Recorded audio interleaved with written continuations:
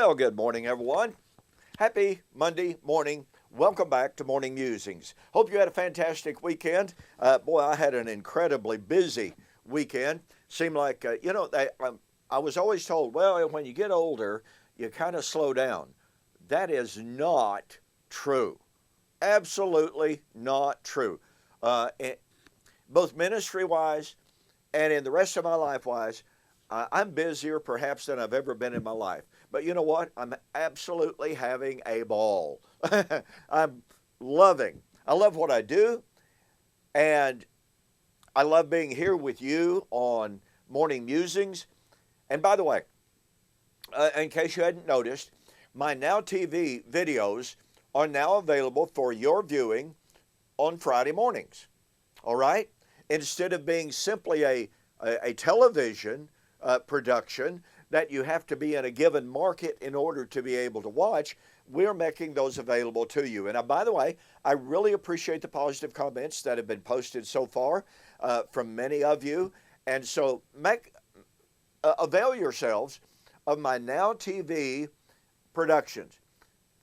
For a year now, pardon me, I've been examining the challenge of Christ. The challenge of Christ is quite simple, but it's very, very powerful. Jesus said, "Do not believe me for my words' sake, believe me for my works. If I do not do the works which my Father gave me to do not believe me." Well, guess what? One of the works that the Father gave him to do was the judgment, the resurrection, his coming. And he said he was going to come in the lifetime of the first century generation. Therefore, if Christ has not come in the judgment and the resurrection, we're not even supposed to believe in him. That's his own challenge. So, like I said, avail yourselves of my Now TV. Well, we are looking at allergies have been awful over this last weekend. We're looking at the concept of the Lord's coming as a thief. Jesus said in Matthew chapter 24 that if the master of the house had known what hour the thief would come, would have prepared for him. So likewise you, watch. Well, guess what? That motif of the thief is very often considered by many people to be, absolutely definitive that Jesus had to be talking about a different coming. Because, we are told, when he discussed the fall of Jerusalem, the coming fall of Jerusalem, he gave signs of that event. But now he's talking about his coming as a thief. And obviously, there are no signs of a thief coming. Well, of course, there are some really basic assumptions going on there that are easy to refute. As a matter of fact, I hope that you will take notice of the fact that even right there in the text, that this thief coming would also be like it was in the days of Noah. Now remember, in the days of Noah, they eat, they drank, they gave in marriage, and they knew not until the flood came and took them all the way. But remember, this is supposed to be talking about the, quote, final coming of the Lord, right? Well, if it's talking about the final coming of the Lord, and if it's like it was in the days of Noah, then guess what? It's the coming of the thief. Likewise.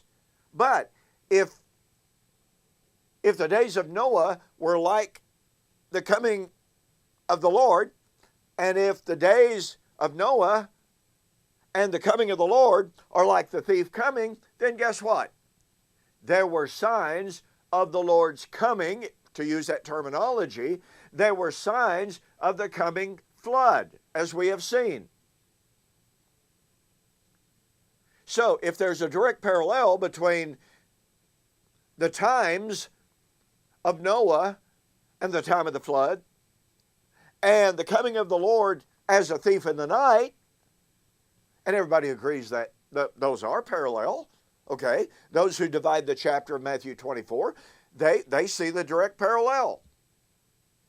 Okay, then if that's true, then there were signs of the flood.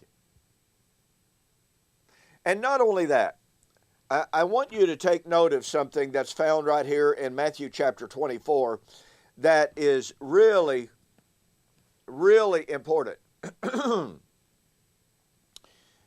When it says, as it was in the days of Noah, thus it would be in the days of the Lord's coming as a thief. All right? We'll see that in our follow-ups. Jesus did not say that the coming of the Son of Man would be as a thief upon everybody. His coming as a thief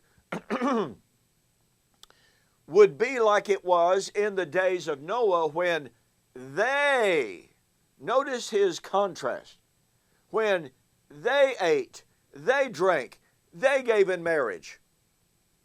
Oh, but wait, and they knew not until the flood came. Well, let me ask you a question. Here is a group that did not know. They did not know until the flood came. But what about Noah? He knew, didn't he? I mean, the Lord is talking to him for 120 years. He's telling them the flood is coming in your lifetime. Pardon me, in your lifetime. Noah knew when. Didn't know the day or the hour. But Noah knew the flood was going to be in his generation. Just as Jesus told his first century audience, they did not know the day and the hour of his coming, but they most assuredly knew it was going to be in that generation. And so it's really quite a specious argument, and it's so presumptive.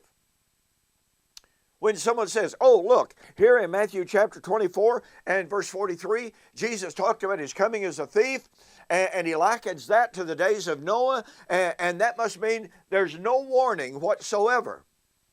Well, let me ask you, did the early church have signs of the coming of the Lord that would be like it was in the days of Noah?